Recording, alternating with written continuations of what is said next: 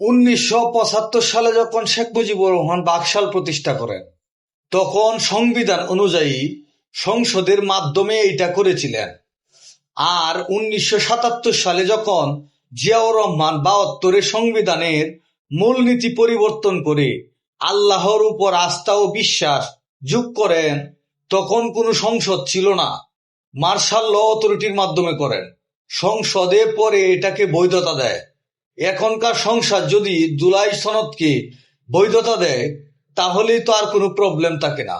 সেই কাজটা না করে বারবার কালি কানাকে হাইকোর্ট দেখানোর মতো করে সালাউদ্দিন আহমেদ আমাদের সংবিধান দেখাইতাছে যে 70% নাগরিক গণভোটে হা দিয়েছে, তারা কিছু বুঝে না, সবাই ললিপপ খায়। আর সালাউদ্দিন আহমেদ যেভাবে সংবিধান জপছে, গত সরকারের যে মন্ত্রীরাও ছিল তারাও সংবিধানের দোহাই দিয়ে দেশকে লুটপাট করে ভারতের একটি অঙ্গরাজ্য বানানোর চেষ্টা করেছিল।